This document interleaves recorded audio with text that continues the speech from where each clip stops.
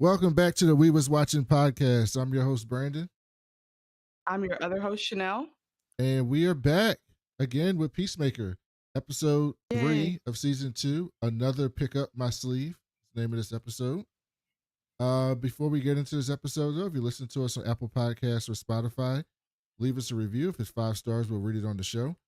If you want to watch us on YouTube, where we stream live every week, and we're streaming live right now, you can do so at youtube.com/@WeWasWatching, or just search for the We Was Watching podcast, and you'll find us. Go ahead and subscribe to our channel, like our videos, hit that notification bell so you can see us whenever we go live. You can send us an email at wewaswatchingpodcast@gmail.com. Tell us any theories about the shows that we're reviewing and what you're liking and don't like. And anything that we have upcoming, which our next show will be Gen V, the spinoff from The Boys. And then Chanel just informed me that our show after that will be a new show called The Chair Company on HBO. So those are the things that we have coming up. So if you got any thoughts or any excitement about those two upcoming shows, let us know. And then you can also follow us on social media, on Twitter and Blue Sky and Instagram and whatever else Chanel made. Did you make TikTok? Yeah. And on TikTok at We Was Watching. On all For those places. everyone listening, Brandon has never seen I Think You Should Leave, and so he doesn't know what he's getting himself into with the chair company. So I'm very excited. So I think he should just watch it, and then we can go back and talk about I Think You Should Leave if he's interested after that. But I'm very happy that we have another Tim Robinson show coming. We deserve it, and we still deserve Detroiters season 3. So we'll hold out for that.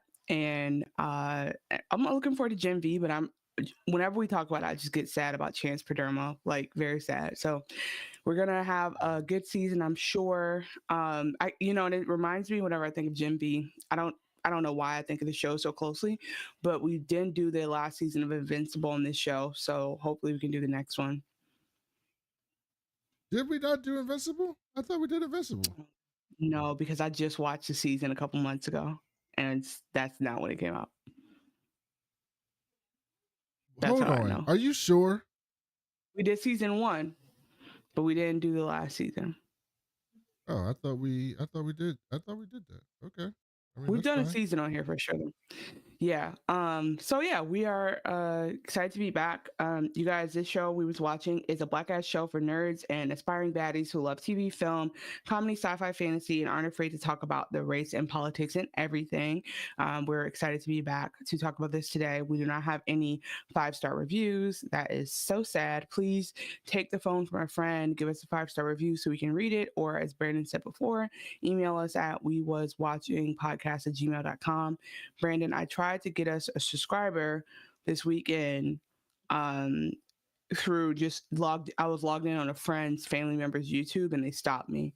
But I was like, by any means necessary, I'm going to get a new subscriber, and I wasn't allowed to do it. But we are right here. Yeah, they were like, she's going to be so confused if you put her in your subscriptions. I was like, I don't think she's going to be that. I think it'll be fine. I don't think she'll notice, honestly. I don't think she'll notice a random video. Yeah, I did feel like you got hater friends. It does sound like a hater friend who wouldn't let me subscribe to their siblings YouTube. Like, what's she gonna do? Throw a fit? She wouldn't even notice. You know how many people I'm subscribed to on YouTube that their videos don't even show up on my page half the time because I didn't hit the notification bell? Randomly, or is it me? Huh? What just happened? What are you talking about? Okay, you can hear me now? Yeah, I can hear you the whole time. Okay, say what you just said again, because you went mute on my end, but I think I said, do you know how many people I subscribe to that their videos don't even show up on my page because I didn't hit the notification bell? I don't even know they're there. Exactly. So, so they sound like a hater. Right. You gotta cut the haters out. Pop up unless somebody gets notified for it. So again, grab your phone, tell your friends about the show, and if anyone goes, "Oh, I don't want to watch that," or "Don't put it on my feed," they don't like you, and they're not your friend. Didn't somebody do a song about haters? I feel like somebody did a song about haters. Say again. Wait, say the last part again. Can you not hear me? It's my fault. It's my fault. I said I feel like somebody did a song about haters. Like somebody did a song about I think haters. we can find one or two. So But I Chanel, think I they got would some all get surprises for you. okay. I got some surprises for you. I'm So, excited. let's do what we've been on. Don't watch me, don't watch TV. Hey, look You at like that. that? We got a bumper, guys. You know what? Don't ask me if I like that. Ask who was it who said, hold on one second. Ask what's her name who reviewed us and told us we need segments. I mean, that was good feedback. I'm not mad at them. Yes, ask Southside. No, I'm not mad either. I'm saying ask Southside Nods if they like it because that's who we're trying to impress at this point. Okay. Southside Nas, if Yeah, you're still listening, I loved it though. let us know if you like our bumpers.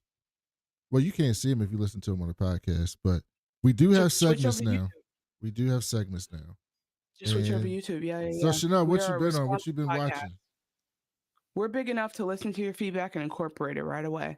I did not. Oh, this weekend I randomly rewatched movies, and I don't love to rewatch a movie, but I rewatched A Trap by M. Night Shyamalan. Oh yeah, okay. And honestly, that shit was so good. Did you see it? Did you see it? What are you gonna tell me next? You thought Old was good too? You didn't? Did you see Trap? Yes, I've seen. Okay, and you're telling me the ending didn't give you anything? You didn't feel at all good about the ending? Like the ending wasn't good? Are you joking? No, I'm not joking. You need to rewatch it. Because the second time I watched it, the more I really, really appreciate Josh Hartnett's acting. Like when I rewatched it, I really understood what he was doing a lot better, and it was such great acting in the second time because I was noticing how much he was playing a person who's normal, and you could tell he was like putting affect, and then you could tell when he was being his real serial killer self.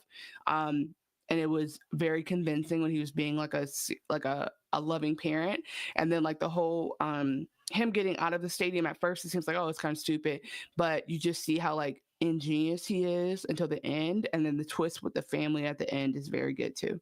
So I stand by it. Old? I don't remember walking out and spitting on the carpet of the movie theater, but I didn't, it's not, I didn't go back and rewatch that. You know what though? Aaron Pierre, that's Mufasa. He was in Old, so I don't think you should be that mean to that movie. Did the kid die at the end? I don't remember. I thought I had a sophisticated co-host. You watch wrestling. That was into all types of like thinking man's, thinking woman's movies, stuff that really worked. What's so bad about Trap? And now I find out I got an M. Night fan. And you and can't not articulate and not about it. And not that you're saying that I like you didn't say, I went back and I watched The Unbreakable, right? Which was actually a very good movie. Never seen it. It's the best movie he's ever done. Is Unbreakable. You didn't say I went back and watched Unbreakable. That you like that he did is the one I haven't seen. That's interesting. Well, I mean, technically the best movie he's ever done is The Sixth Sense. But the second best movie he's ever done is Unbreakable. And you didn't watch Unbreakable. You didn't say I went back and watched Unbreakable with the great Samuel L. Jackson and the great Bruce Willis and the great Robin Wright. You didn't say that. You said I watched Trap. Thank you, Kayla. Thank you. We got Kayla in the chat, and Kayla says Old was hot garbage. That's right. Hot. No, it says not garbage. No, hot. There's an N. I see an N. Garbage. Thank you. I see an N. She says. But we got an M. Night. I'm doing a show with an M. Night fan, so I didn't know that. I'm not a hater. See, it takes so. You know who I hate? Woody Allen. And people will go to blah, blah, blah, and I'm like, everyone hates Woody Allen for non-movie reasons, but they hate him. Right. But I hate him enough to just not like his movies either. Fuck his movies. But I don't get any credit for that stance. Yeah, but that's not a. That's not I'm a a. hero. Because you know how many people still credit Woody Allen as a director and blah, blah, blah. Like people still, you know what I mean? You know that to date still, fucking, what's this nigga's name? Weinstein. Weinstein's been thanked at award shows more than God to this day. But you're mad at me because I like a little Indian dude in his movies. That's Yeah, because crazy. nothing you just said had anything to do with watching good or bad movies. It has to do with being brave enough to like something just because Oh, everybody doesn't say they like it. oh, okay. Well, I hope he's Indian. Hold on, let me double check. I mean, No, I mean I know he's American, obviously, yeah, I know, but but your I think he's racism. Indian in descent. I mean, if people have been listening long enough, they know how you get down with the They know that I racist. appreciate ethnicity and their cultures, and Split was fine. It was fine. Did you watch Glass? Did you watch Mr. Glass, the sequel to Unbreakable? Glass. I mean, the trilogy. You know what else was? Okay, we might as well just get into So he did this. Unbreakable in 2000, right? And then he did Split in 2016. I know Split was good. I just didn't see it. And then he did Glass, which mixed Unbreakable with Split together. Nice, but I need to tell you something. What? You're gonna be upset, and you're gonna have to get over it. I'm used to it. I really loved Knock at the Cabin. I loved it. I thought it was really good and really well executed. I thought the actors were great. I thought the story was intriguing. And I've never seen anything quite like it. So what? You know, I was gonna try to get Chanel into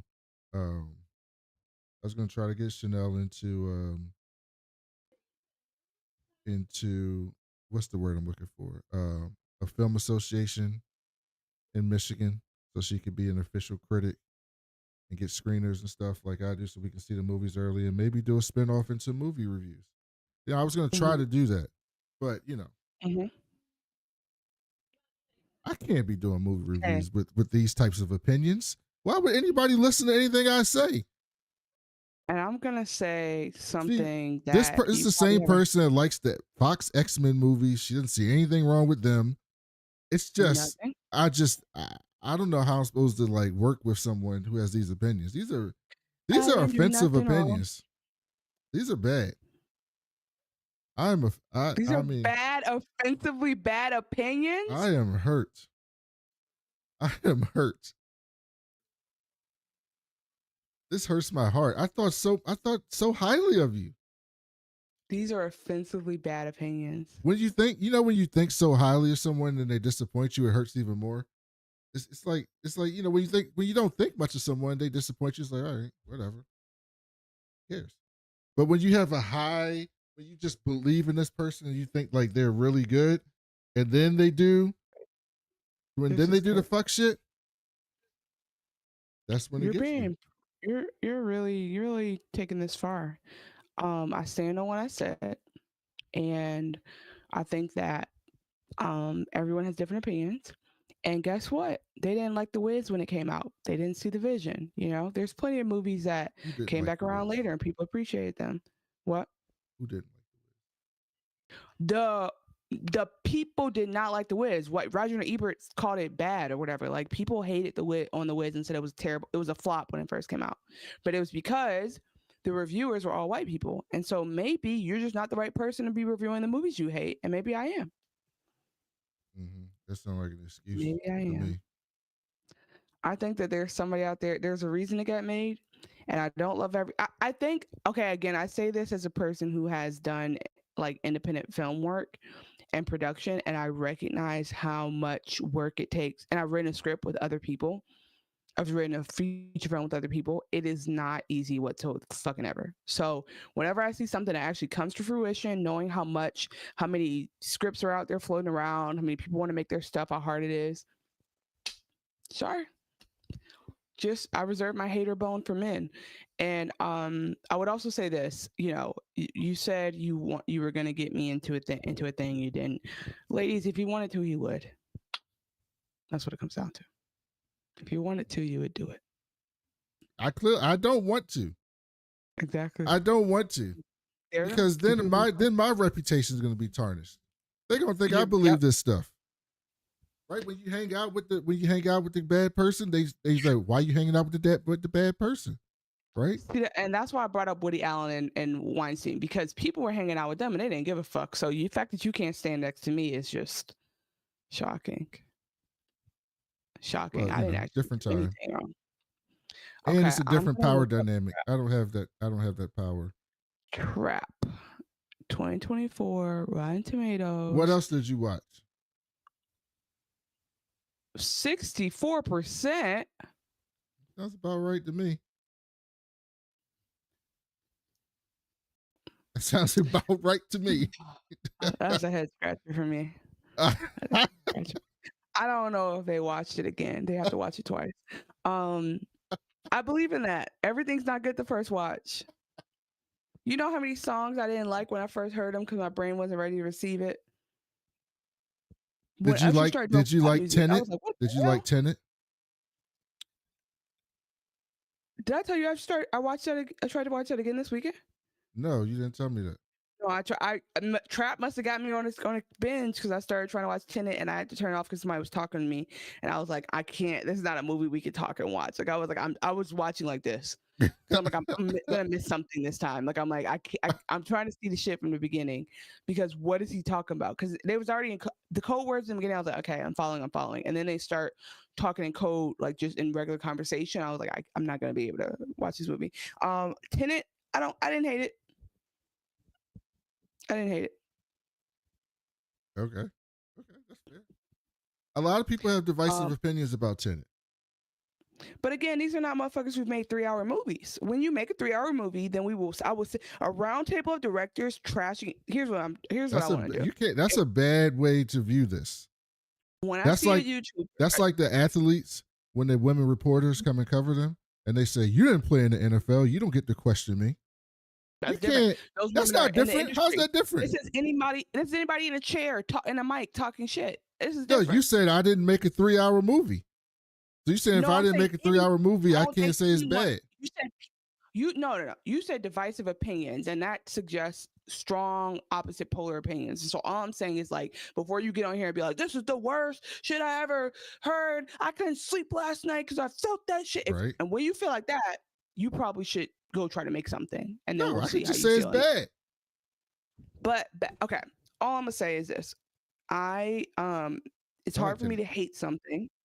It's hard for me to hate something. It's hard for me to hate a script that's finished. It's hard for me not to appreciate art because you just got to take it for what it is.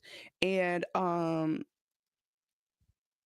do think that like what I would love to know, I would love to do it, have somebody create a YouTube channel where they get, a bunch of directors in a room, they get them comfortable, they tell them there's no cameras, and then they get them to shit on other directors. When I hear that, then I'll go along with the crowd. Like when I hear Christopher Nolan saying that he didn't like Highest to Lowest, then we can get into it. But otherwise, people are just talking shit. And you gotta be careful. It's like Tyler Creator says, like he's pouring out his heart on songs just for you to say you fucking hate it on your lunch break. That's what we're doing right now with our divisiveness, our divisive opinions. Hey man, that's how it works. But I started Tenant and I didn't finish it because of timing. But Trap actually had me. Once you get past this slow part of Trap, it had me like it tight. I was in there. And then I also tried to rewatch Dark Knight. Okay. Now I have a take for you that actually will upset you. Okay. Shoot. I bet you it won't. Now, I was high when I was watching this, so let's be clear. I was in a different frame of mind. And I was like, wow, Batman might have some of the best villains I appreciate because Batman's villains are all real people. They're just scary bad people, right? And I was like, oh, that's kind of like they're not metahumans, they're not enhanced for the most part, right? Like they're just Yeah, I mean, but for the most part, right? Like they're just motherfuckers who had enough and snapped and went off the deep end and just want to kill Batman, right? Like that's compelling. And I grew up thinking like, okay, Christian Bale's Batman is supreme, and hey, maybe you don't think Maggie Gyllenhaal is worth all that. That's fine, but the acting was superb. And I was watching a movie and I was like, is Batman weak as fuck? Yeah, Is Batman doesn't Batman have any not that powers. cool? I was like, Batman might be a kind of like stupid, like not stupid like intellectually, but just like kind of like dumb, like a dumb idea. No, Batman is a cop, and Yeah, Batman he broke for me this weekend. Batman's a cop, but the dichotomy of Batman is in the context of the people that he exists with. So Batman is a man amongst gods, right? If you look at the Trinity, you got Wonder Woman, a god, you got Superman, a Sure, god, sure. and then you got Right. Batman, this regular ass dude. And so Right. he exists in a world full of gods and holds his own. That's the appealing I part mean of that. I Batman. mean, so he's Iron Man, right? I get it, but then I was just like, I don't like him as much. I don't really like this nigga. I think it just hit me that I Well, don't really like I Batman. don't like Batman either. I like the character of I'm not that Batman, enthused, I'm but not I'm that not enthused about him. I'm not really. So you not a know who my fan. new Batman my beats the favorite shit Batman? out of people selling dime bags on the side of the street. So Yeah, but and then he lets people get away to kill more people. But do you know who I think my favorite Batman is now? Then Adam West. That's before your time. You probably never seen that. shut up. So Nope. who is it? Ben Affleck. I mean, Ben Affleck was fine for what they asked him to Okay. do. He wasn't Batman. I don't know what character he was playing, but he was fine for what they asked him to do. It wasn't bad. I mean, he wasn't bad, I should say. The writing was bad, but he wasn't bad. That's not a bad take. Yeah. So I don't hate that I take. just got. Oh, I feel like, but you know what? There's somebody who would be enraged to hear me say that. So, that's what I've been on. I've been on random stuff and always listen recycling between that and like reactions to the Cardi B lawsuit being dismissed or not dismissed, but like being held not liable. So switching between that and legal shit, and that's what I've been on. What about you? I watched a ton of football. I watched Star Talk. We got a new type of black hole that we found. Cool. And we don't know how it's created. So like there's two types of black holes. One when stars die, right? Everybody knows that. Which we know. And then there's another type of black hole at the center of every Everybody knows galaxy. that. There's another type of black hole at Okay. the center of the galaxy. Every galaxy has a giant black hole in the center of its galaxy. Which every galaxy we've ever been able to see, we can see that. So we knew those exist. So they recently found new black holes that are not as big Cool. as the ones in the center of the galaxy and not as small as the ones when stars blow up. And they have no idea, none, how they exist, which is kind of interesting. And there's evidence that our universe may be inside on the other side of a black hole. Oh yeah, I think you told me that. Which is also interesting to think about. So Cool. Star Talk is pretty cool because the stuff that we do, even today with science, we're still learning so much about the universe that we don't know about. And so hopefully science continues in the context of how our world exists today. And I would hope that actually, you know what's funny? The horrible administration who was cutting all this science and medical stuff, they did fast track one science project in NASA that wasn't supposed to start for like 5 years. They pre-funded it and fast tracked the development of it to start it now, which is the headlines will say that they want to put nukes on the moon. That's not exactly what it is. They're going to build a nuclear power,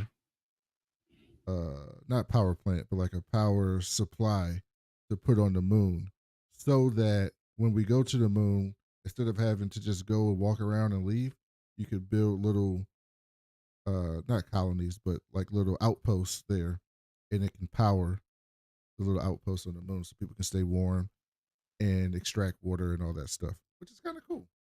So, you know, science is cool. I'm really into the science. Really into the science. That's you don't wonderful. care about the science. I love that you care.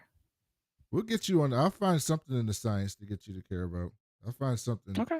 in the science to get you to care about. I mean, I'm more just waiting to see like when we decide to deal with the government, you know. What you want to see the Like aliens? when we like no, I mean like just like when are we all meeting up? When are we doing our own J6, you know? That's what I've been thinking about. That wouldn't work out too well for the people. I know you say that, but it's gonna be a lot more people this time. It's gonna be a lot more people. Like it's gonna be like basically everybody else who wasn't there for J6. Would not work out well for the people. Remember when we all used to laugh at the people who would be like, I'm getting strapped up so in case the government overreach, we can take them down. Well, that was different because they were doing that. They were doing that. Hold on, but they were doing that in response to like bathrooms going gender neutral. It was never actually I don't care threat. Why they want to do it. The response to them was always good luck against the government. That was always the response, like good luck. But then remember in school when they were like, hey, there was a dictator and the government, they did what they did to overthrow, and they fought and people died, and these heroes paved this country that we have today, this great experiment, democratic experiment. That's more of the part I'm thinking, less about like the doomsday preppers, more about like the we the people type shit. Yeah, they didn't have just nukes. saying like the more if you're really and we shouldn't have to worry about nukes on American soil. That's kind of the point. If we're worried about nukes, if that's even a conversation, if you're worried about an uprising, then you should be worried about nukes.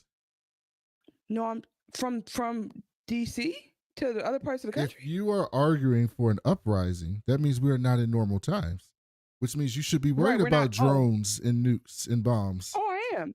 But I'm saying being worried, but if the idea is that we're worried about them coming from our own government, then yeah, it's probably time. The chicken and the egg at the same time, basically. Like it's time to do it. If we're worried that like, oh, it can't work because the government's going to kill everybody, this is no longer. Yeah, except everybody is like 30% of the people, unfortunately.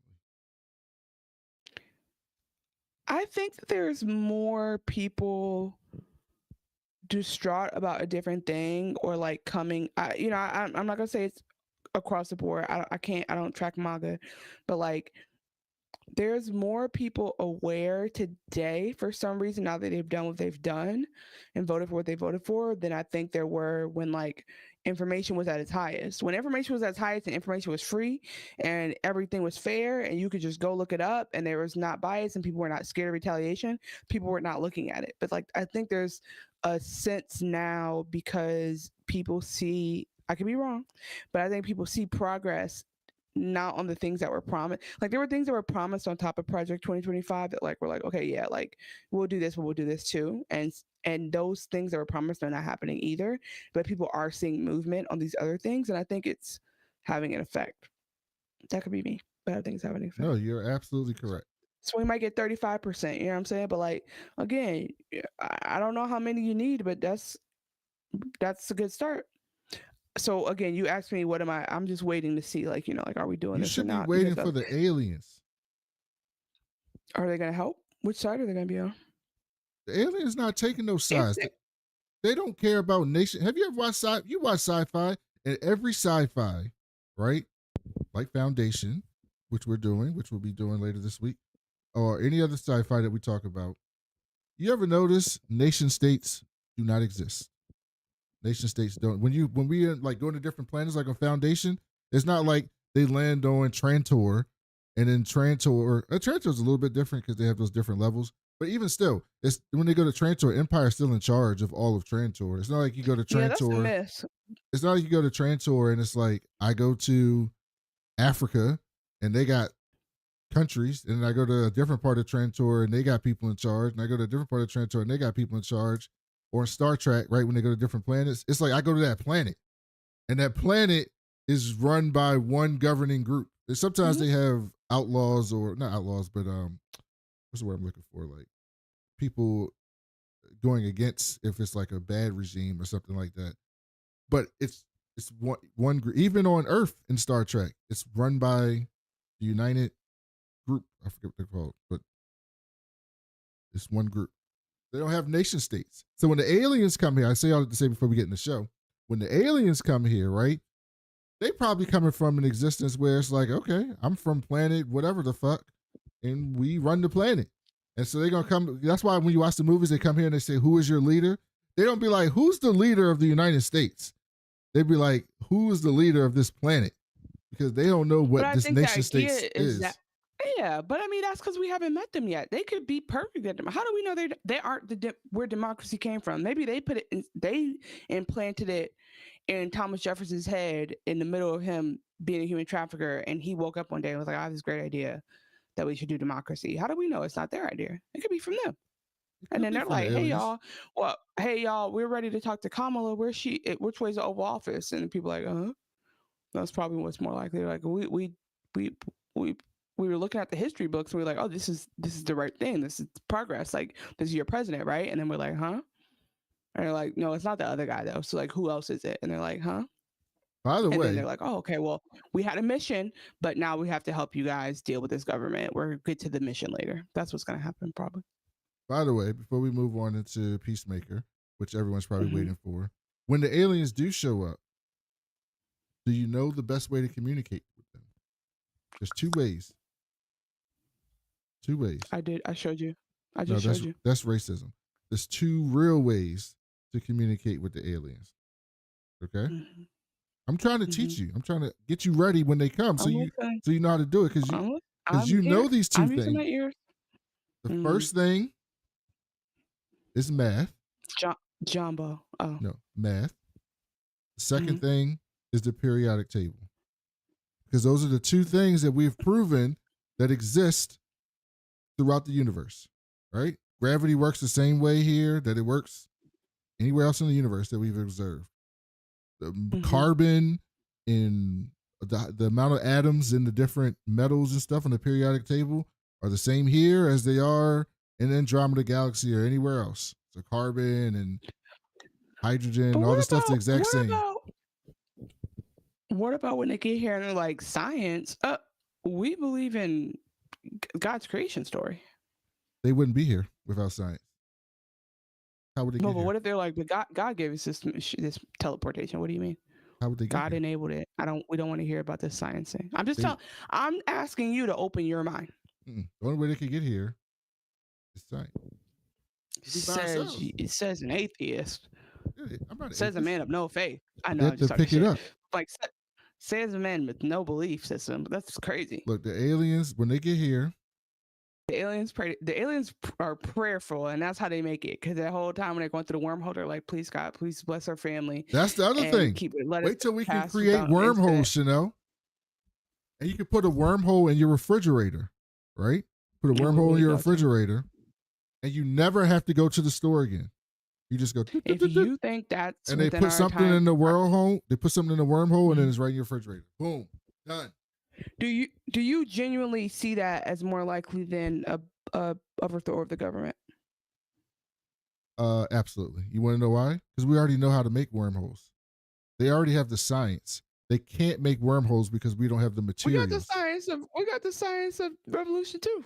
We don't have the materials to make wormholes. We don't. And we have the math. We have the math. We have the math as well.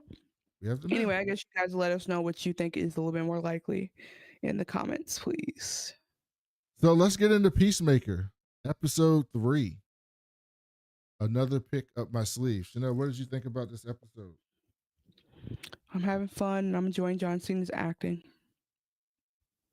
That's it. That's your hot take. I mean, we're about to get into it. Well, let's just get into it. We didn't talk about everything else. We might as well get scene to scene. I'll tell you more hot takes from scene to scene. Okay, that's fair. So the show started 3 years ago. Okay, and we see Harcourt. This was new. This was good to know. We see Harcourt and she in her underwear, and she get up out of bed. She go look at the nice sunrise outside. And you see in the background, this old boy Rick Flag Jr. sitting in the bed. And Big Joe Kinnaman. That's used to be one of my faves. He's in this show called The Killing. He's in The Killing on Netflix, and I watched that show and I cried at the end of it. Don't know why. It made me weep. He's so good. I love him. Missed him. And he talking about like, you good? Like, that was good and shit. Like, yeah, I had a good time. I'm about to get dressed, take my ass to work. We got a big mission that we about to do. And then he basically talks about, like, maybe we should try to make this more permanent. And she was basically like, don't you got a girlfriend? And he was Who's a witch? And he was like, yeah, but like, I can't actually leave my girlfriend because, she might destroy the whole universe. And it's true. The Enchantress could do some really fucked up shit like that. And so she was like, she wouldn't really do that. And he was like, no, I'm dead serious. Like, she might destroy the whole universe. But I'm looking at you right now, girl. It might be worth destroying the whole universe. That's what he said. And so she said, man, get the fuck out of here. And then she was like, all right, look, we about to go to this, do this mission.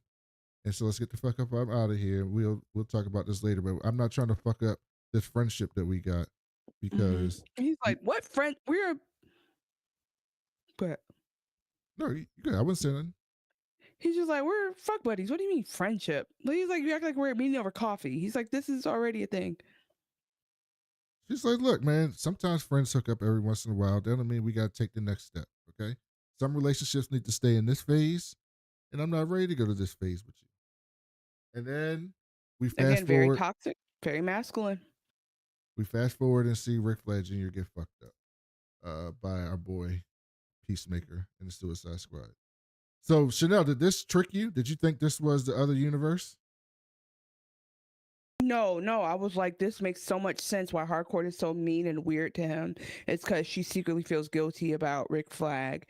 And it also makes me grateful that we might, if he puts two and two together, Chris might gather that from the other universe if he's able to see more parallels. Good. Yeah, it tricked me. I thought it was the other universe. And then by the end, I was like, oh, this is our universe. Okay. They got me. So then we go back to the alternate universe. Chris wakes up. He's still hungover and fucked up. Keeps like waking him up. He's like, where the fuck have you been? Like, we've been searching all over for you. Like, what's wrong with you? And he's like, I'm hungover. And he's like, it's just alcohol, right? And Chris is like, yeah. Like, why are you asking me that? It's just alcohol. Now again, were they really good at this? And like, did they do this? And I think this is my talent, probably. But like, you could tell the second Peacemaker was kind of an asshole. He just gave that vibe. I guess because the fact that like he wouldn't even let the other him talk. And again, we don't know if he has shapeshifters in his dimension, but it's just like he didn't seem that cool. He seemed like he wanted to kill him without even like discussing it, dialoguing, whatever. And so it's giving that Peacemaker's an asshole. And the pills, like it's alluding to the fact that he parties way too hard, because it's clear that like they're worried about more than just booze. They're worried about him like taking drugs. And so we're learning more about who that Chris is by this one. And so he's like, no, bro, I'm like, it's just alcohol. I'm good. I've just been going through some shit. Like, I'm good. And so he wakes up and then he's getting dressed and he starts moving his clothes over. And like Chanel says, you see a bunch of pills under his clothes in his dresser. He's like, holy shit. Like, what the fuck was this Chris on? And then he makes a joke. He leaves out, gets dressed up in like this funny ass like silk shirt. He walks outside. He's like, hey, why don't my whole wardrobe is giving Boogie Nights everything? Yes, very much so. He goes, why does my clothes look like I've been that I've been not designed, what's the word, dressed by the Kardashians? And he's like, the who? Oh, there's not think you should leave reference. Okay, keep going. I forget what the name of the shirt is. And he says, the Kardashians. He's like, I don't know what the fuck you talking about. So he's like, oh, whatever. He walks outside and he realizes I don't got no fucking keys. Dan Flashes. He got his shirt from Dan Flashes. Brandon, one day you will watch that sketch and I will make you laugh so hard. I can send it to you actually. Keep going. I'm sorry. And he come back in and he's like, let's play this game, Keith. You tell me where Harcourt works, and I'll tell you if you're right. He's like, why the fuck are you quizzing me on this bullshit? Because you don't know where the fuck he's going. And he says, Argus. He's like, you got it. And then he was like, how about where dad keeps his keys for the truck? He's like, why don't you take the fucking P-cycle? He's like, P-cycle. He goes into the garage. That, he's right answer. Yeah. And he sees that he's got a P-cycle. What do you think about the P-cycle, Chanel? It was very cool. The dove was facing to the left as it should be. And I mean, this Peacemaker there's the illusion that this Peacemaker has everything that our Chris doesn't have. But I think as we're going to get to know more, like he has the material things, he has like love and adoration, but he doesn't have the character or the character of the substance of character or the character development that our Chris has. But anyway, he has these cool gadgets. He has this Peacemobile maker fucking machine, Harley Davidson type shit, and it looks really, really cool. And he does look kind of cool riding it with that swirly shirt on. So in stories like this, right, it's always like one of those it's too good to be true type things, right? Where like you're in this universe and everything seems to be better in this universe, and in your current universe, this life seems to be better than your current life that you're trying to live, right? And then oftentimes it turns and it's like, oh, it's not better. This thing is actually like you didn't know about, is really terrible. So there's a theory, Chanel. I think you'll appreciate this theory. There's a theory that I saw some people talking about online that they think in this universe there are no black people, there are no non-white people. That they got rid of all the non-white people, and that the people that we see at the end we're saying something about it and we're actually the good people. Okay. And they say that because his daddy was racist as fuck and he's in charge here. Right. And what if he's, instead of him being like all sunflowers and rain, it's like maybe they love him because he's a piece of shit in this universe, and that was what makes sense. It wasn't that. That would be interesting. No, I'm saying but it was more so that he never became racist because they got rid of all those people. Because this entire episode in the alternate universe, they didn't have a single non-white person. In the alternate universe, but in the regular universe, you see non-white people. Yeah, no, this is a strong theory. No, what I'm trying to say is that you still are racist if you live in that's still technically racist, because racism is about structural oppression. It's not about like prejudice. But my point I'm trying to get to is that, you know, in the beginning, it's like, oh man, these people love their Chris. It's just so sad. Like Chris happens to live in an environment where his people. No. That's not racism.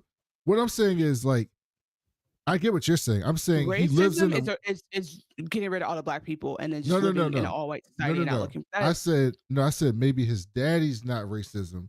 His daddy. His daddy never could become racist because those people didn't exist. But what I'm saying about the theory is that what I hear when I say it is what would make sense is if they purposely did this to be in an all-white society, like the heroes. Heroes.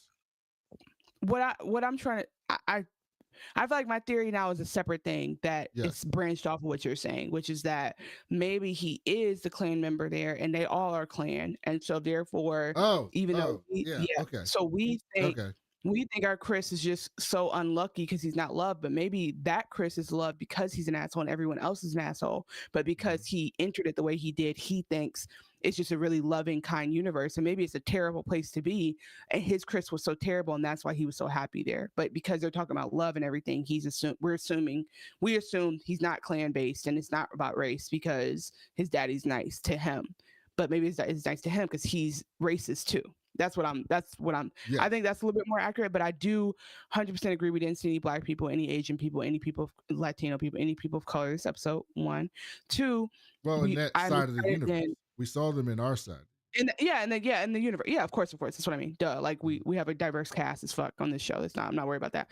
But then in the other dimension, I'd be curious to see when we run through the Sons of Anarchy Liberty scene, listening to their demands again. Maybe that's when I'll hear it, because I would be real confused and curious if that's if that is the group that is fighting for people, but we'll see.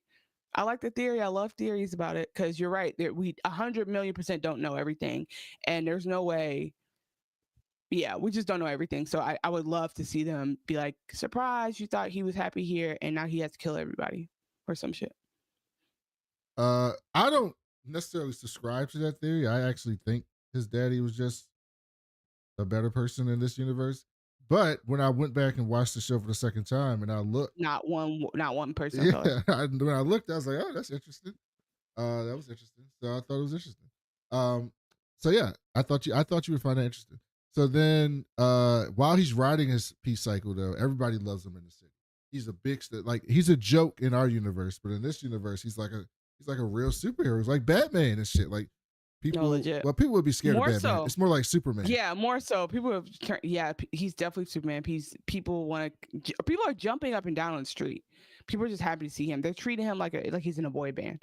They ever had a woman in the car flash him, and he was like, "Oh, I like this place. Like this is what I'm talking about." He goes, best dimension ever. Cause like, come on, bro. You're riding a motorcycle in a nice tight shirt, and everyone loves you. Kids, baby. Oh, like no, the baby. There's a kid who sees him in the back seat and just starts crying because he loves him so. He starts crying about him like he's a pop he star. spoke to him. Like he's he's like losing his mind. He starts weeping. He's like, oh, that's too much. And so again, we see that like even though this is nice because he's just getting used to it, there has to be a dark underbelly to this universe because why? Like why are there no other superheroes here? Why is he the best one? Like those are all questions we should answer before we get too accepting of it. So then we go back to our universe, and Adebayo, she is fucked up, hungover, like yeah, bad. they were turned up because they were coming back from that party. They had the what do they call them? Hanoi boys. What do they call themselves? 11th Street Kids. They have a hangout. And Harcourt's making coffee, and she's like, "Yeah, let me get some of that." She's like, "You want some of this?" She was like, "No, I just need water." She takes the water bottle, takes the water container out the refrigerator, and just puts it on her fucking face. Like, yeah, she put a British filter on her face. That's real. That's so real. And so she pours herself a drink, and then she immediately switches to, so Chris stormed out of here yesterday. What the fuck's going on with y'all? Harcourt's got to be like, that's what's on your mind? That's what you wake up talking to me about? I mean, that is what I'd be like, wait a second, now I get to ask your ass, because what? And she's like, nothing. Like, we good.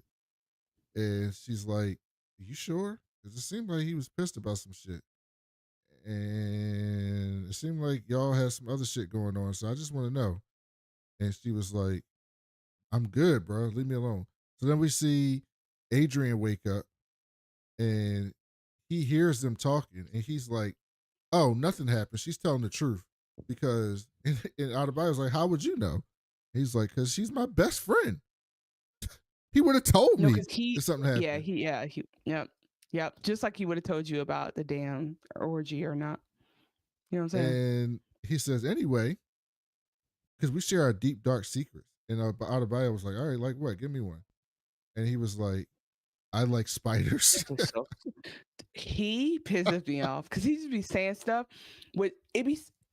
How are they writing him like this where he just says the most unnecessary stuff and he says it so I would second guess myself if I was like, what should he say back to this? And then it's starting to create this like run-on thing, because I watched this with a friend. I was explaining context. Like, it's this run-on thing now where now he's just going to bring up stuff he's interested in and drive it kind of most freaking crazy, like making him talk to him about these things that he actually knows nothing about. And so instead of him just being like, hey guys, how was your day? He has to be the one who starts a conversation based on nothing. And then like the conversation just ends up being about how he knows nothing about nothing, instead of just having had a normal conversation actually develops the relationship. And yeah, because he says he knows the shit about all these animals, and he don't know shit about none of these fucking animals.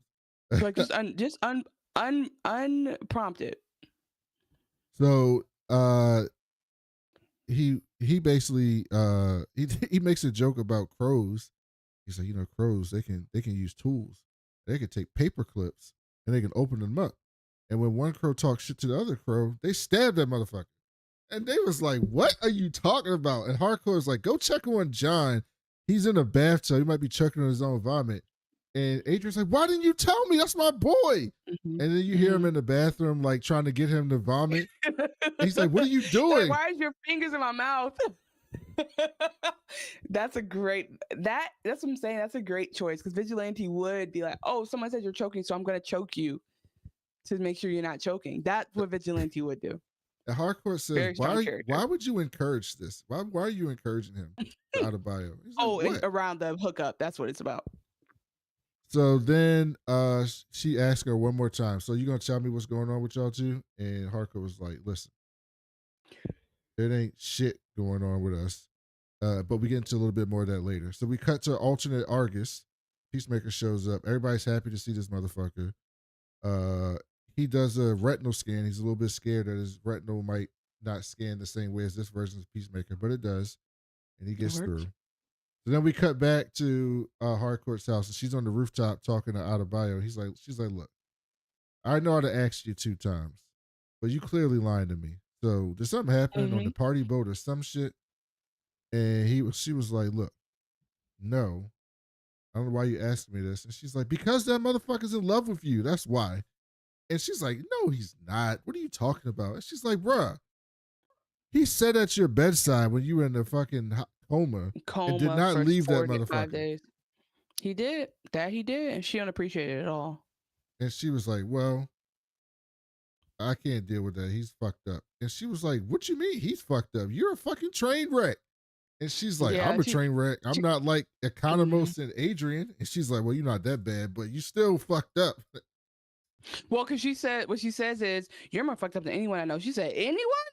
You talking about them? They in the bathroom choking each other. And she's like, no, you're right. But outside of them, you're third most fucked up. Like, and then she does say, she gives Chris credit. She's like, he's kind, he's cool, he's thoughtful, he's smart, he's strong. And she's like, oh, but he dresses like a clown. She's like, and this is really a conversation that women have to have with each other and be like, girl, who gives a fuck? Buy him new clothes. If he treats you good, you gotta like who likes you. And that is my global advice to everyone in the world. Like who likes you if you like them. Don't waste no time on a person that's not feeling you like that because you think they dress better or whatever it may be. That man will let you buy him new clothes. That's my PSA. He does dress like a clown. He dressed worse in the alternate universe. His uniform is silly. Yeah. She's referring to his uniform, his like uniform, but I feel like it is like a silly take on like military uniform. You know what I mean? Like it's kind of a cross between stuff. But again, I'm sure if you whip him up a nice new suit, he'll wear it willingly. He's not. That's the thing. It's like you just don't want to admit some things to yourself about yourself and what you're looking for. And I think that's probably what we should do more as women. Like it reminds me, actually, apropos, but not. Would you be interested if I can I tell you what my horoscope said to me about my relationships today? Yes, of course. I asked co-star what genre of movies would my love life be, and I'm thinking they're gonna say rom-com or some stupid shit. Like while I was generating, I'm literally like, I wonder how many people will get rom-com. It says my genre of. Do you want to guess what genre of movie is my love life? Comedy. I would think that too. It says existential thriller with dramatic romance elements. What kind of genre is that? What is that? What movie falls into that category? I don't know what it is, but it feels so accurate. It says you chase existential love. Thriller with what? Existential thriller with dramatic romance elements. So they're saying you like so they're saying your movie's Fatal Attraction? Or no, fucking, they're more saying or like what's that Beyonce? Like what's that terrible Beyonce movie? Eternal Sunshine of the Spotless Mind. It's more like that. What's that terrible Beyonce movie? Be careful. Is that what it's called? No, that's not. You're getting. That's a thriller with romance. No, existential. So it's about the character going through their own. I'm going through my own existential thing, and the romance is a dramatic part of it. So it's more like I just said it's more like Eternal Sunshine of the Spotless Mind, but I cannot be sure I do not remember how that movie ends. So if there's something weird there that I forgot about, I don't mean that. damn, I would love to know a 2004 sci-fi romance film about two lovers who erase each other from their memories after breakup. Yes, like this is more what it anyway. I don't love that. I was hoping it would say rom-com, but I just want to finish reading it because it read me down. It says, you chase stable love, but get bored when you catch it. Analyzing instead of feeling. Perfect partner on paper, suddenly unexciting. You make bold moves and sabotage them with critical overthinking. Drawn to the unconventional, then panic when it's too unpredictable. Your partners never know which version they'll get. Comfort seeker or restlessly curious adventurer. The plot twist reveals you're actually most comfortable in the chaos you claim to avoid. Okay. 5 stars. 5 stars. Co-star is this is free sponsorship. So anyway, that's what that made me think of. Like her going through this and me giving this advice. It's like, bro, like who likes you, stop playing the game. I think in Harcourt's example, we finally understand that she's not just being like too cool for school or like I can do better than him, because to be fair, she's not dating, she doesn't have any prospects. Like it's not that, it's actually just that she has some type of guilt or potentially resentment and anger based on Rick Flag Jr. Like we never explored the angle where like she hasn't forgiven him for killing him. So thanks for letting me. That was our new segment. Something about my love life. Also, by the way, if you haven't watched Obsessed, do not watch that movie. It's one of the worst movies ever made. You don't think Idris did his best? No, I do not think he did his best. I think he wanted to do a movie with Beyonce. He said, "Yeah, exactly." He said, I'll do it. He said, I'll do it. No problem." Okay, that was a little bit more Australian than anything else, but you get it. You're gonna get us banned. It was because I went a little bit into Australia on my accent. Mm-hmm. Well, then so be it. Then they're not ready for us. Get us banned. Back on, so then she just was like, leave this shit alone. I'm never gonna be with him. It's never gonna be nothing between us. Leave that shit be. So we go back to Argus, in the alternate universe, and Rick Flag just runs up on him like, what are you doing here? He's like, why are you talking to me? He's like, I just want to know what you're doing here. Did anybody call you in? By the way, Rick Flag Jr. is looking nervous.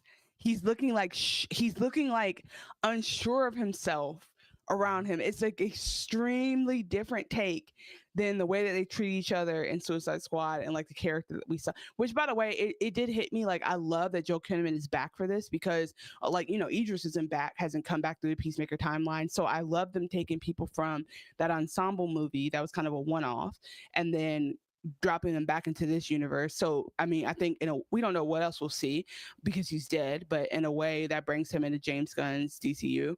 And then yeah, I just love that like we have a big budget actor who's like, yeah, I'll be in a fucking show, cool, put me back in. Like a lot of times they can't write, like you never see Natalie Portman outside of Thor, you know what I'm saying? Because she's like, look, you want me a contract, you should have wrote that in there in the first time. I'm only here for this, you know. So I really appreciate when people mash around the cinematic universe. And he's asking around, and Harcourt comes up and was like, look, we just here to talk, like as friends. Can we go talk? Rick's like, yeah, go ahead, you good. And then you see him sneaking around, like trying to eavesdrop on their conversation and shit, but doing it so obviously and comedically. In an office during the workday, yeah. Until he trips over a fucking trash can and falls over, and they're just like, yo, what are you doing? And then so he does it near someone's desk, and then he makes the person at the desk get up and clean the trash up while he just sits at his desk and starts typing. I'm like, what are you doing? Well, like, so clearly Rick Flag Jr. is like somebody here at Argus, but he's still Peacemaker's running the show somehow here. And again, I would not be surprised if it comes down to him running the show because he's a tyrant.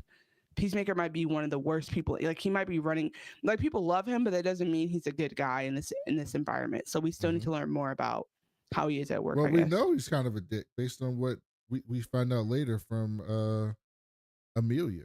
Oh, as far as relationship, exactly. I'm just saying, like, even at work, even though people are like so impressed to see him, I'm curious about how he shows up at work. So then we cut the Economos and Adrian, and he tricked the Economos into looking up facts about more animals. And he's like, how many eyes does a fucking spider have? And Adrian says, oh, that's easy. eyes always come in pairs. So they have 2 pairs. And the camera says they got 8 He's fucking so eyes. stupid. You dumbass. He's so stupid. He's He's- and he's like, all eyes don't come in pairs. He goes, "You're right, because there's like Cyclops." Makes me so mad. So then we cut to Emilia and Chris's on a date in the alternate universe, and they walk past a mirror of Chris's daddy and his brother, and they're like big stars in this little ass town. And they go get some hot dogs, and she puts too much mustard in the hot dogs. They make some jokes. They're doing some playful flirting and shit. And they sit down and talk, and she's like, "You're a lot different now." And he's like, "Yeah, I've been trying to do something different for myself and be a better person." And she says, she's like, "Why were you texting me? Like, what was that about? Like, what was this about? You wanted to try something?" He's like, "I wanted to try this. I want to see where we at with this." And she basically says, like, "Look, man, I like you, but like, I can't go back down what happened last time. I can't have somebody fucking around on me. I can't have somebody yelling at me about how I drive." And if I want somebody that's going to be committed to me, that's not going to treat me like shit, that's not going to fuck around with me, and wants to make this work. If you think you can do this, good. This is so important. I want everyone to stop here and assess your current relationship to this conversation, because you have Chris who actually cares about and values Emilia Harcourt, who's hearing her be vague because she's scared to accuse him of what he actually did. She's talking in third person as if he hasn't cheated on her and lied to her or whatever. So he's listening to her and he's like, duh, yeah, you want to be with someone who likes you and treats you well and doesn't cheat on you. He's like, what am I missing? He's like, because you obviously aren't talking about me doing that. So like, who the hell out here is treating you that bad? If that's not how the man is coming about you, sis, leave him alone. I didn't think this would be a time for me to preach, but it literally is like she's talking to somebody who's treated her bad. And he's telling her, yes, exactly, you deserve better. And he can't even fathom that he would be the one who didn't do that right for her. So I do love that. I love this scene and what it reveals about Chris. Again, Chris in this universe being an asshole. Chris is like, bro, like literally, where do I sign up? He's like, be your man and treat you good and be obsessed with you and only you, and me and you and Eagly behind a picket fence. Let's do this yesterday. And it's so funny because she's like, I don't. So then we get to know that more about how terrible he is, because she's like, but don't tell me you want me. And then 3 days later, break up with me again. And I'm like, he's a dick, bro. So he's like, okay, I will. And she's like, okay, we're both gonna think about it. But I'm okay. I do prefer Sweet Harcourt over toxically masculine Harcourt, because that one's a little bit much for me. But Sweet Harcourt is actually pissing me off, because even when she's telling him her boundaries, she's not standing on business. Because you can tell if you're toxic enough, and you could hear in her voice, she would have folded right then and there. Had he really pushed on her on that bench, she would have got back together with him. She was practicing saying no, but she really wanted to be like, but if you say you love me, I'll do it right now. Like she almost folded in that very conversation. And I was like, girl, did you see his delts? Stand up. Did you see his delts? Yeah, so it sounds like he's the kind of person who, like, if you make a serious joke like, hey, I think you should go to therapy and work on stuff, he'd be like, I don't need to work on that. My delts are already. And what are delts here? Here, they're back there or something. Oh yeah, I got. Oh, look, you got a delt? Are you gonna get a Peacemaker delt check? Delt check. How do you work on something, don't know what the hell it is? I'm working on my triceps. Where are my triceps? I mean, I think they're my. No, those are here. I'm doing squats. The anatomy I do very, very well is the parts that hurt on me, because I'll be in pain. I'll be on Google, like, becoming an anatomy expert. I'll be zooming in, like, that's the muscle. That's the one that's I know a lot about the latissimus dorsi. So he says. So anyway, he's a dick. He says, "Listen." I mean, she says, "Listen. I want you to think about this before you commit to me. Really think about what you want to do, and then come back and let me know." And he goes, "All right, I'll do that." And then right when they're about to finish their conversation, some dude comes running by and trips over something and falls and blows himself to smithereens. And they blows them back. And he comes back, and we find out that it's this group called the Sons of Liberty. and they're taking over a government building. We found out they've blown up another government building like a few weeks ago, and they said we're gonna destroy a government building every week until we get our fucking demands. What they said. And it's so funny too, because it's not like they're going to like the department of the DMV. They're just going to a DMV. Like it just be your local DMV that gets fucked up. Well, I think this is a small town, so Right. I imagine it's just like one. But it's like just do City Hall. Like do it. Yeah. Go where the records Well, are. you gotta build up to it. You gotta build up. No. Once you okay, go to you're City right. Hall, And then you they- got no more leverage. And then they look really so if I compare these guys to like the way that the crew in the beginning of The Dark Knight was giving, the crew in the beginning of The Dark Knight was giving like bad guys, know what they're doing, down to kill each other to get all the money, talking crap. Mhm. This crew is giving scared, like shook. Like they're giving, somebody just came and rounded them up and got them out of poverty and said, hey, this is like, they're giving mercy, unpaid mercenary. It's like they're giving very scared energy. So I am a little bit open to the theory that they're the good guys, but like obviously in the instance that we see it, we're introduced to them because one of them blows himself up on accident. So it's like we already see that they're very serious about like they're a lethal group, and so that kind of automatically makes you think of terrorism. So Peacemaker's like, I'm gonna go save the day. And he runs into like an adjacent building, and she's like, what the fuck are you doing? He goes up to the roof, and you see him jump across the roof through a glass into the DMV. And then he proceeds to go full John Wick on these people. The first person walks up, this dumbass dude walks up, and he just stabs him right in the head with a fire axe, which looked brutal. He's dead. Mm-hmm. That was a great kill. There's a kill later that I was like, this should get an award. Then the guy that was holding the woman hostage through the window, telling everybody his demands, he runs up behind him and handles it, takes him down and kills him. And then he attacks another person with a copy machine. Guy's walking through the hallway. He's behind the machine. The guy's nervous, and then he pushes him into the wall. This was a great scene. Like I had a friend who had never seen Peacemaker before, and this was actually like a decent episode to explain like this is why this matters, or look at like I don't have to explain to you why he's cool because you can just watch this fight scene and kind of get a gist of it. And then while he was fucking up that guy behind the copy machine, this woman comes up the steps. And he moves the guy's gun. So when she opens the door, as soon as she opens the door, the gun goes off and shoots her and kills her. So she's dead. So then there's another guy searching for him, and he hears him coming. He's like, he looks up and he looks at the like a light thing, and so you think he's gonna hide up there.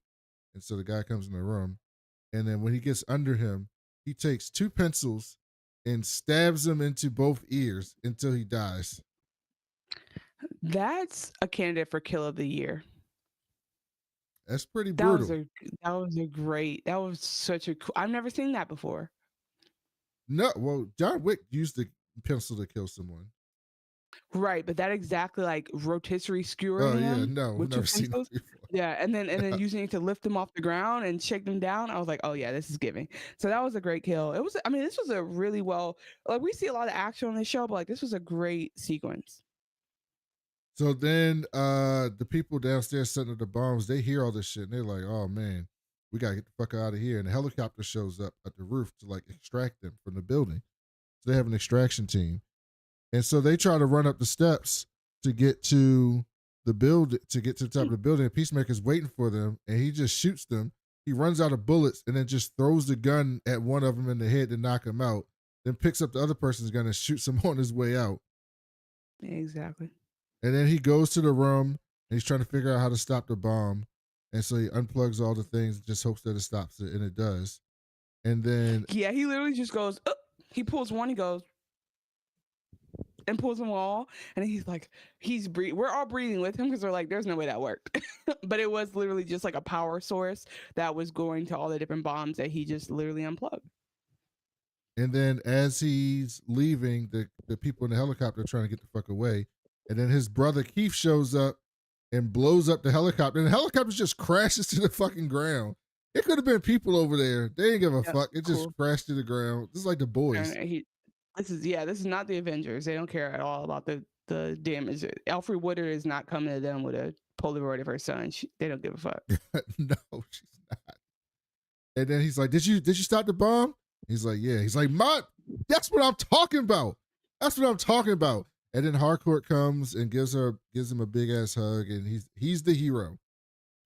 So we cut back to our universe. Yeah, I mean, and again, for what it's worth, his whole season 1 was covert. He's never, to be fair, one of the reasons why Peacemaker has never gotten the justice he deserves, because he's never done a mission as a hero and been given the opportunity. So I will say that, like, he just hasn't gotten a chance. We don't know if the general population wouldn't appreciate him if they saw him do something like this in person, because he's never been on a mission in real life, like out and about. So that is one thing I recognize too. Like, we think like, oh, poor Peacemaker, but like, it's just because of Justice Gang, he had already been talking bad about Green Lantern, so he had a thing against him. Like, otherwise, another group comes along of superheroes, he might make it into that one. You know, he has legs. Yeah. So back at the hospital, because we didn't say this, but they called Economos when he was fucking around with Adrian and told his ass that, oh my God, he needs to come in because this duck attacked everybody. He's like, "Wasn't a fucking duck, it's an eagle." Brandon, so he gets there. The way that I had to pause that I had to pause to laugh to explain to my friend that he's bird blind. And he was like, so you're saying just randomly the person assigned to the person who has an eagle as a pet is bird blind? And said, yes, it's the kind of show. And then I explained to him about the code names. So when you don't have this, do you? No, you should have told me. Okay, I would have got this clip. But you can guess what my favorite part was. Yes. He says Tim Meadows is complaining about, I don't even remember his name. The ladies' man is complaining about the duck, and that Economos is using his disability against him. That he purposely lied to him because he knows he has bird blindness. He goes, are you making fun of another man's duck blindness? Is it funny? Very. But is it cool? No, not really. And then he says, you're laughing? You almost killed titties. Yes. He said that bird almost killed titties. Because of you. Stupid. And then stupid. James Gunn's boy, who's in everything he's ever done, Michael Rooker, shows up. And he said, we got Michael Rooker. He the eagle hunter. He gonna kill all the eagles. And that was him. Yep. I was like, that's the guy. And so when they were walking out, but he had on heavy makeup, so I wasn't 100% sure, but I was like, that's probably him. Bordeaux was talking to him, and she's like, all right, Economist, like, you gonna be a part of this? And again, sorry, Bordeaux is the one working with Rick Flag Sr. We haven't really seen her as much since the first episode. And he's like, no, I'm not gonna be a part of this at all. And then she was like, okay, then you're fired. He's like, okay, I'm in. But I'm not working with this eagle hunter. I thought of our conversation immediately. The exact debate we had for like 45 minutes about having a job versus having politics. And then he said, but I'm not working with Eagle Hunter. And she said, that's fine. You don't have to work with Eagle Hunter. I got another partner for you. And he goes and opens the stakeout truck. And in the stakeout truck is Chanel's favorite person, Judo Master. I was happy to see him back, but he was eating Cheetos. And then he goes, sup, fat ass. I was like, that is a greeting. So then we cut back to the trophy room in the alternate universe. Keith and Chris are catching up, and this was very heartwarming. Keith's like, look, man, you've been disappointed more than usual. Like, we worried about you. You're not back on these pills, are you? And he's like, no, I'm not back on the pills. I've just been going through a hard time. I'm trying to figure some shit out. And he's like, I don't tell you this that often, but I love you. And Chris is like, I really, really missed you. And he's like, you don't got to miss me. I'm not going nowhere. I'm your big brother. I'm going to always be your big brother. I'm going to always be here. And he was like, he was very emotional. And then at the end of the show, we see them getting ready to breach Peacemaker, all these different agents. So I think we're going to be a big fight scene next episode. And we see Chris walking back through the dimensional portal to go back to his universe. And he texts Harcourt, says, I'm still thinking about it. I'll let you know in a little bit. But I'm going to be out of town. I'm going to be out of commission for a little bit. Got to take care of some business. And so he's going back to his main universe. And we see Economos in the car, and he looks like he's having a crisis of conscience. Like if this is the right thing to do. But he doesn't say anything yet. It's not. And then that's the end of the episode.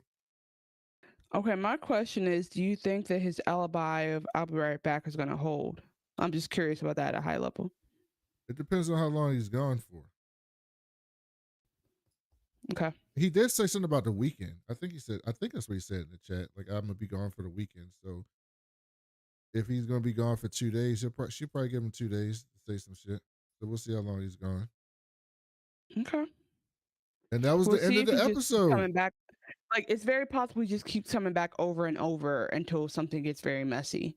But I know that universe will be confused if they continually get Peacemaker in their mix. That is one thing that's gonna have to give. Yes. All right. So before we go, Chanel, since we didn't get to watch it, have you seen the Gen V trailer? I've got the Gen V trailer if you want to No. watch it before we go. Yeah, let's do it. All right. Before we get out of here, we're going to watch the Gen V trailer because that's what we're doing next. All right. Here you go.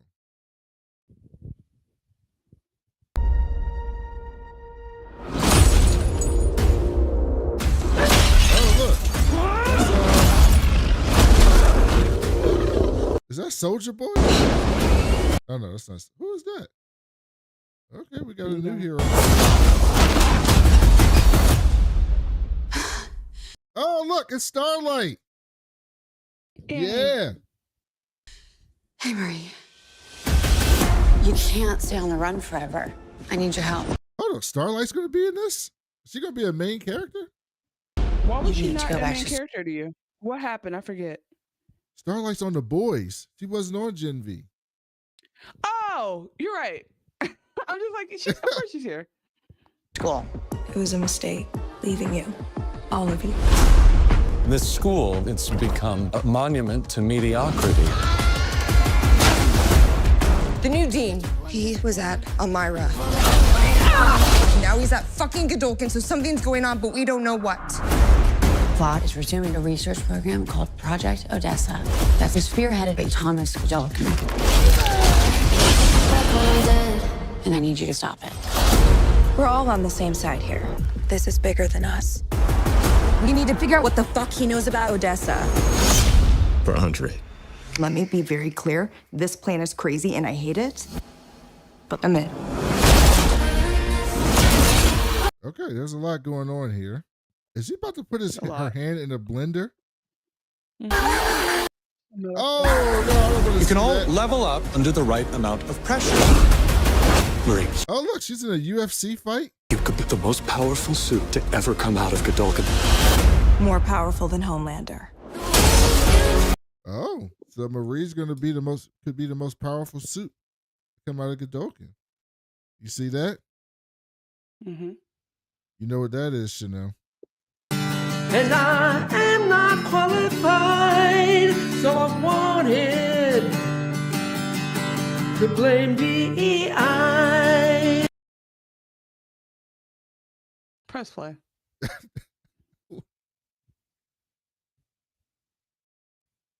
Because I always forget what that even is referencing until it gets to the end. So that's your DEI joke. Yep. Let's just keep going. I'm not about to really take that serious. Sorry. I need answers.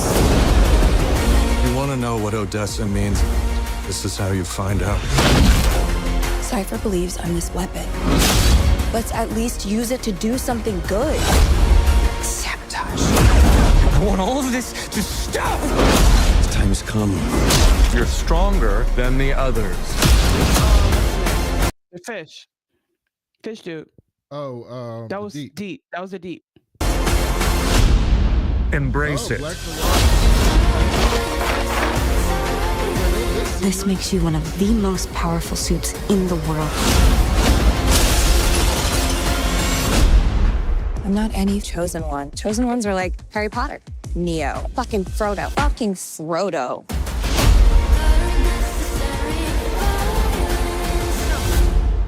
Got some good stuff coming in a couple weeks, guys. Yeah, I mean, I'm looking forward to it. They're having to do a lot to right around losing Chance Padermo. So obviously this season, at least for this show, will be dedicated to him. Like, I'm very sad about that loss. Like, it just, what a crazy timing. And he was very young. But we're gonna see the story continue on, and the Sean, not Patrick Harris. Is it Patrick Harris? Does he have 3 names? I don't think he is returning as his dad, and I think they're gonna have to write his death. Yeah, that is his name. It's not Patrick. Thomas. Okay. They're gonna have to write his death in some kind of way. So we'll see how they work that in. And then Marie's gonna have her. We realize how strong Marie's powers are and how powerful they are. In like in relation to Victoria Newman and how powerful and scary she is. So we'll see what that means this season. And it seems like there's going to be a lot more integration into the boys universe, and less just seeing it on a TV screen in the background and more like characters telling the story. So excited. Right. Let's get into our segments before we get out of here. So Chanel, I got more cards for you. Here's another one. Yay. Stop letting the messy hoes mess with your business. Who is the messiest person in this episode? Harcourt is still giving very messy for me, because why she if she would just tell the truth, a lot of things could be worked on. Like it's that thing where when people don't want to do something and they're like, oh, well, I can't go because I have to wash my hair, and then your friend's like, oh, I'll help you wash your hair, you can do it over my house, and they're like, no, I don't, because I got homework. And it's like, just say you don't want to do it, because when you don't tell people what's going on, they try to help you and volunteer. And Harcourt, because she won't be honest, like people are going to keep pushing her until she screams and tells everybody about everything, instead of just like opening up a little bit and letting people understand where she's coming from. So I think she's the messiest. I think the dead Peacemaker is also messy. Like, I just don't like how he's been moving in his relationships whatsoever. So I would vote those two. What about you? Our Peacemaker by far is the messiest. He's out there pretending to be a person that he's not and rekindling a relationship with someone that is not in a relationship with him. That's messy as hell. Well, why can't she come over and live in his universe with him? We don't know. It might work out. By the way, I forgot a new segment that I didn't play, that I didn't tell you about. When we do a recap, like when we start to do the recap, I made a segment for that and a card for that with a sound bite. So I'll just play it just so you know going forward. But this is when we start to do the recap, this is what we'll play. Once upon a time in the projects, yo. Yeah. I hope that makes you happy. Yeah, See? that sounds great. See? You don't know nothing Wait, about what that. do we call? I don't think we call it the story though. We called it the rewatch or some shit. The rewind. The rewind. Oh, the rewind. Okay, I'll change that. Okay, I mean, I don't remember what we called it though, but I like that. Or we could just say, "Here's a story." So, great. Was there any speeches this episode? Oh no, I gotta play it. I've been dealing drugs ever since I was 12 years old. See, I didn't have the chances that you have, Miss Hawkins. There you go. I got you. Who gave a speech? We didn't really get any speeches this episode. No, so then I would just automatically give that to Tim Meadows, because yes, he did lecture us about endangering titties, and that is worth talking about. That is a very serious cause. And our last segment would be, You got knocked the fuck out, man! Who called a fade? Everybody who went up against Eagly, but that didn't happen in this episode. Oh, No, all the Sons of Liberty. Yes. Yeah, the Sons of Liberty for sure. They got fucked By the up. way, they're talking about, I watched the preview for next week. They're not giving a lot away, but like we do know at the end of the season, or at the end of the episode, they're coming for Eagly. Mm-hmm. Are all odds on Eagly whooping everybody's ass, or what do we think this is an end of Eagly potentially? Well, they got an expert there to get Eagly this time, so I'm not sure Eagly's gonna win. Not sure Eagly's gonna win. I hope that Eagly takes his eyes out, because Eagly wasn't bothering nobody. Eagly was defending his castle. Oh, all right. And lastly, before we go, Chanel, I didn't tell you this. I got a new soundboard clip too that I got, but I didn't get it. We didn't have a reason to play it this episode. Okay, but let's see. This is going to test a lot about you. All right. You claim to be older than you are. You claimed to be this very, I'm worldly not a child. person who's Okay. aware of stuff and has been around. So if you don't know where this is from, then I don't know what to tell you. But I got this because I think this will be funny in some episodes. You heard that bump like a motherfucker, man. One more time. You heard that bump like a motherfucker, man. I don't know what that is. Oh my God. That's also 2.5 seconds of dialogue. Is there more to the sentence I can hear to see if I recognize it? Is that the most iconic clip of this whole movie that I'm supposed to know? Because I don't even know what I just heard. I heard more. It's an iconic TV show. I'm playing it again. Is there more lines to it? You heard that bump like a motherfucker, man. Is that The Wire? Yes. Oh, I mean, you gave me 3 words. Everybody knows that scene with Snoop in the Home Depot talking to the guy who was selling her the tools. Okay, thank you. It was just not, I didn't have enough context and I couldn't hear the voice very well. Yeah, okay. You earned Shout that out. bump like a motherfucker, You know that man. Snoop, the actress who played Snoop was in this show on Snoop. Okay. Snoop was in a show on TV1 that talked about like women in the drug game. Like, I shouldn't call it drug game, the illicit drug business. And it's very interesting. She was interviewed along with other women who have survived trafficking drugs. Oh, really? I didn't know that. Mm-hmm. So that is our episode. So we'll be back later this week for Foundation, the penultimate episode of Foundation, which was actually pretty good.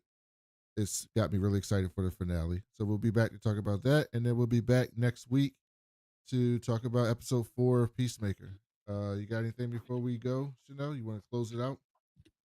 Yeah, thanks guys for listening. As you know, We Was Watching podcast is a show for blurs and aspiring baddies who love TV, film, sci-fi, drama, comedy, existential thrillers with deep romantic undertones. And we also are not scared to talk about the race and politics and underlying all of that. So come back again next week or whenever we post our second stream for Foundation to hear more.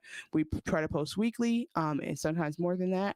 And you can follow us across all the socials. Brandon is at That Cool BLK Nerd across most of the socials. That Cool Black Nerd and other socials. What We Was Watching is across every social platform.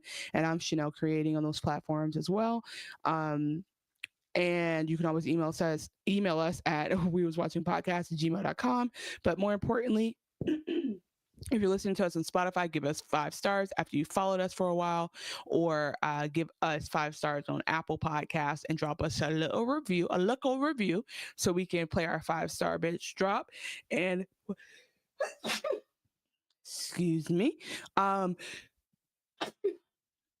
good. Don't you worry. And so anyway, thank you guys so much for being here. I'm trying to think. I really think that's it. We'll see you guys next week. We love to have you. Join us in the chat if you can. We'll chit chat during the show on YouTube at .com/@wewaswatching. And this was a fun episode. Brandon, if that's all, then I'm going to say peace out, bitches.